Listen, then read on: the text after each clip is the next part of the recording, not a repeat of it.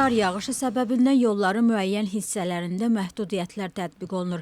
Aşağı temperatur səbəbindən qoşqu və yarım qoşqu nəqliyyat vasitələrinin hərəkəti məhdudlaşdırılıb.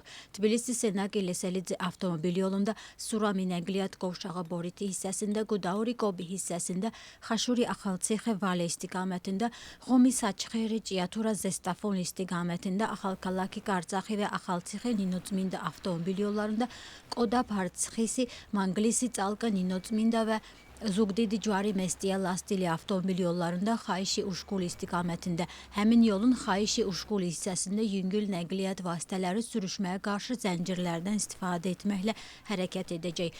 Qar uçqunu təhlükəsi, güclü qar yağışı, zəif görünürlük və çətin meteoroloji şərait səbəbindən bütün növ motorlu nəqliyyat vasitələrinin hərəkəti əsasən yüksək dağlıq bölgələrdə müvəqqəti olaraq məhdudlaşdırılıb. Yol idarəsi vətəndaşları və sərnişinləri yollarda müəyyən edilmiş hərəkət rejimlərinə riayət etməyə və yalnız qış təkərləri ilə hərəkət etməyə çağırır.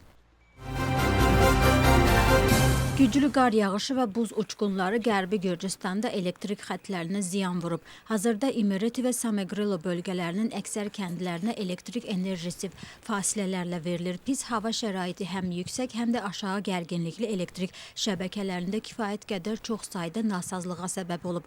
Güclü qar yağışı səbəbindən hərəkətdə çətinliklərə baxmayaraq, Energopro Georgia şirkətinin texniki xidməti təcili rejimdə işləməyə davam edir. Gürcüstanın müxtəlif bölgələrindən əlavə Energopro Georgia briqadaları zədələnmiş ərazilərdə qalır. Bərpa işləri elektrik təchizatı tam bərpa olunana qədər davam edəcək.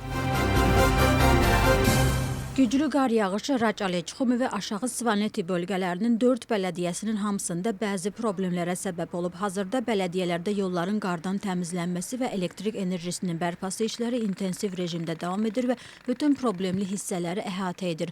Güclü qar yağışı səbəbindən daxili kənd yollarında hərəkət çətinləşir və onların təmizlənməsi bələdiyyələr tərəfindən hazırlanmış plan cədvələ uyğun olaraq həyata keçirilir.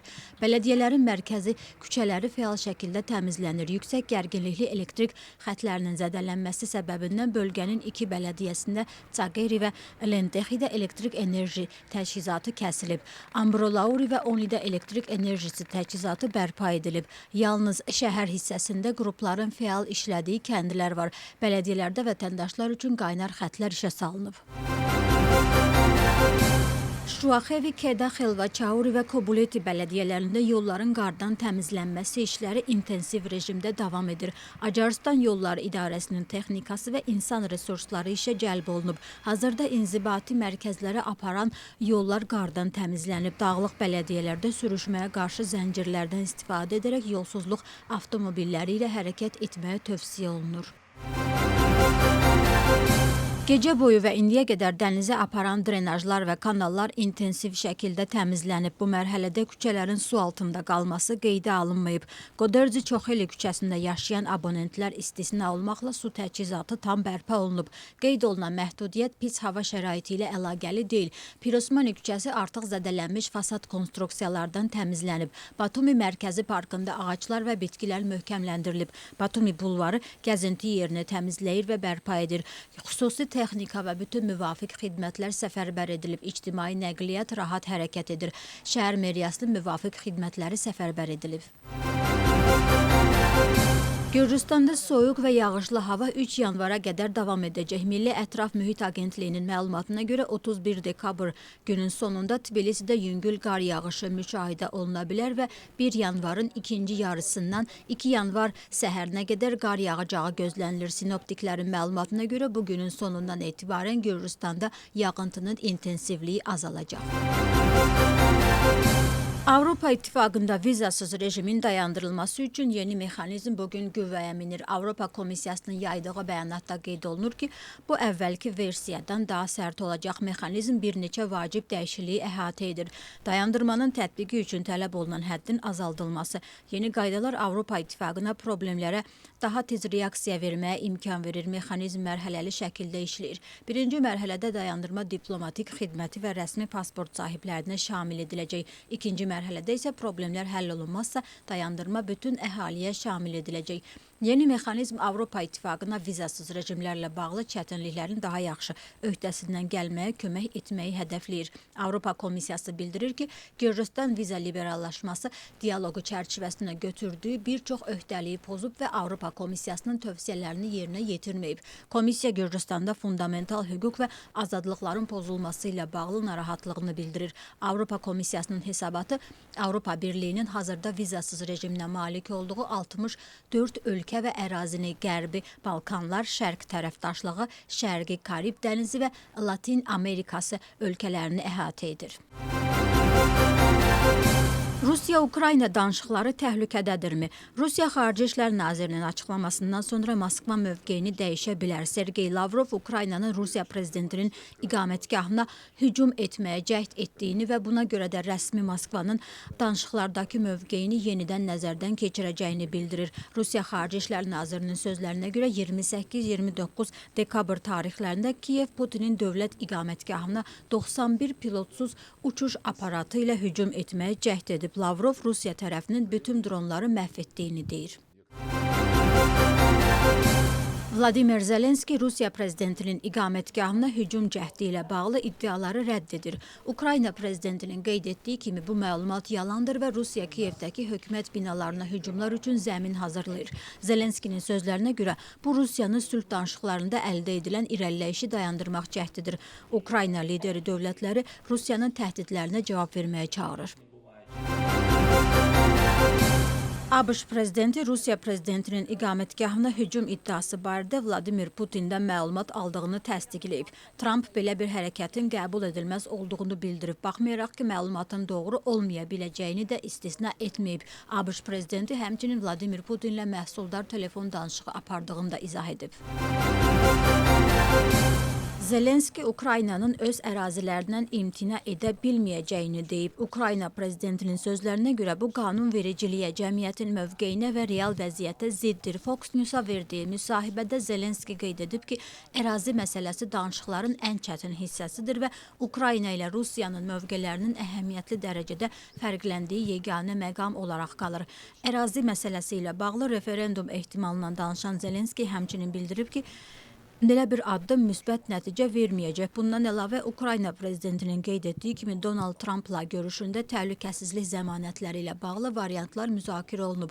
Onun sözlərinə görə bu NATO'nun kollektiv müdafiə sisteminə bənzəyə bilər, baxmayaraq ki, Ukraynanın alyansa tam hüquqlu üzvlüyünü nəzərdə tutmur. Gürcüstanın baş naziri İrakli Qobaxidze İran İslam Respublikasının fövqəladə və səlahiyyətli səfiri Mahmud Ədib ilə vida görüşü keçirib. Hökumət başçısı diplomata Gürcüstandakı səmərəli fəaliyyətini və iki tərəfli münasibətlərə verdiyi töhfəyə görə təşəkkür edib və gələcək fəaliyyətində ona uğurlar arzulayıb. Görüşdə bir daha qeyd olunub ki, Gürcüstan yaxın şərqdə və Cənubi Qafqazda sülhün və sabitliyin qorunmasına sadiqdir. Televiziya yayımının 69 ili. Gürcüstanın ilk televiziyası il dönümünü qeyd edir. Düz 69 il əvvəl 30 dekabr 1956-cı ildə Tazminda gülləsinin yaxınlığındakı Funiklorda ölkə tarixində ilk canlı yayım Lia Mikadze və Aleksandre Macavaryaninin aparıcılığı ilə Diktor model studiyasından baş tutdu. Mavi ekran tam olaraq saat 20:00-da açıldı. Televiziya studiyası əvvəlcə hər iki gündən bir yayımlanırdı. 10 il sonra televiziya stansiyası Kostava küçəsi 68 ünvanına köçdü. Miqyas və əhatə dairəsi artdı.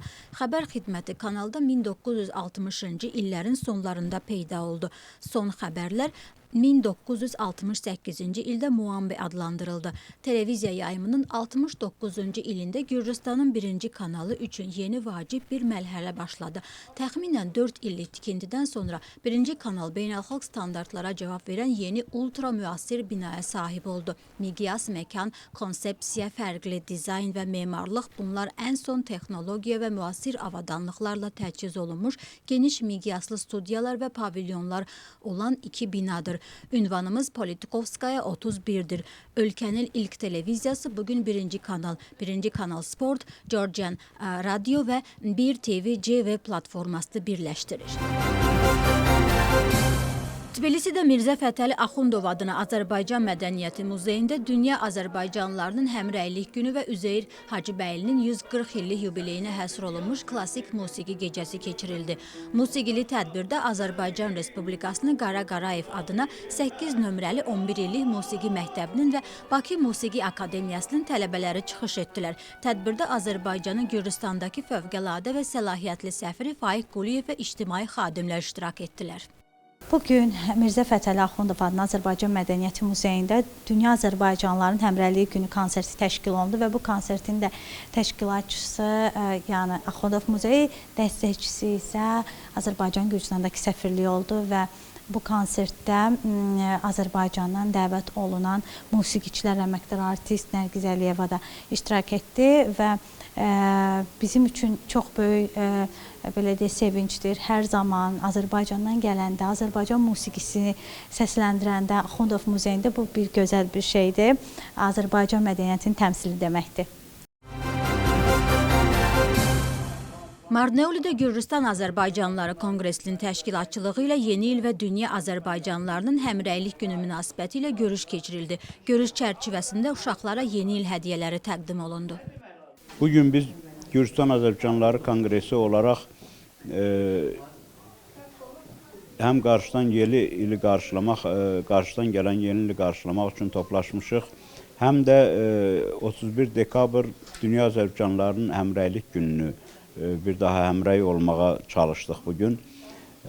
Və bugün biz simvolik olaraq Şaxta Baba hədiyyələr gətirmişdi bizim konqresin ətrafında olan kiçik uşaqlar üçün. Onları təbrik elədik, onlara hədiyyələr verdik, bayram payları verdik və çalışdıq ki, uşaqlar üçün yadda qalan olsun. Və burada həm Azərbaycan xalqının, həm Gürcü xalqının təmsilçiləri iştirak edirdi. Bu gün hamımız birlikdə bu gözəl günü qeyd elədik. Marneolidə Regional Media 24 News.c xəbər portalının təşəbbüsü ilə müxtəlif sahələrdə çalışan Gürcüstanın Azərbaycanlı icmasının nümayəndələri olan uğurlu şəxslərin mükafatlandırılması mərasimi keçirildi. Təltif edilənlər xüsusi fəallıqlarına və öz sahəsində əldə etdikləri nailiyyətlərə görə 10 nominasiya üzrə adlandırıldı. Artıq bu il 3-cü ildir ki, biz Gürcüstanda yaşayan Azərbaycanlılar arasında fərqlənən, il ərzində fərqlənən mədəniyyət xadimləri, ictimaiyyət adamları, idman sahəsində, təhsil sahəsində olan bizim icma üzvlərini mükafatlandırırıq. Müxtəlif nominasiyalar təqdim olunur. Bu il də yenə bu ilin nominasiyaları təqdim olunacaq. Bayaq qeyd etdiyim kimi bunların arasında həm incəsənət adamları var, musiqiçilərimiz var, təhsil sahəsində, idman sahəsində olan insanlar var. Əsas məqsədimiz isə ondan ibarətdir ki, cəmiyyətimizdə həqiqətən bu sahələrdə olan insanlara stimul vermək, onları qiymətləndirmək və digər bu sahədə olan insanları da həvəsləndirmək ki, həqiqətən cəmiyyətimiz üçün daha da gözəl işlər görsünlər, xeyirli işlər görsünlər. Ən başlıca, yəni məqsədimiz bundan ibarətdir.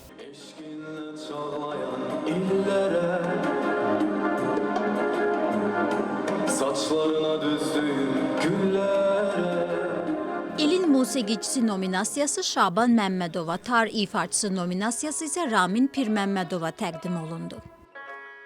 Bugün həqiqətən çox sevincli gündür mənim üçün, çünki bir daha Gürcüstanda yaşayan Azərbaycanlıların, uğurlu Azərbaycanlıların dəyərini bütün cəmiyyətə bildirmək arzusundaydıq və bugün həqiqətən bu arzuyu çatdırmaq üçün çox böyük bir önəm daşıyır. Öz növbəmdə təşəkkürümü bildirirəm 24 News.c-yə və bütün təşkilatçı heyətinə. Müxtəlif nominasiyalar üzrə başqa-başqa peşəkar insanlara mükafatlar təqdim olundu və bu mükafata layiq görüldüyüm üçün mən də 24 News-a və Lider TV-yə çox dərin təşəkkürümü bildirirəm və bu mükafatı qazanmış hər bir insana da uğurlar və gələcək karyeralarında uğurlar arzu edirəm. 24 News.c xəbər portalının təşəbbüsü ilə Gürcüstanın Azərbaycanlı icmasının mükafatlandırılması artıq 3-cü ildir ki, keçirilir.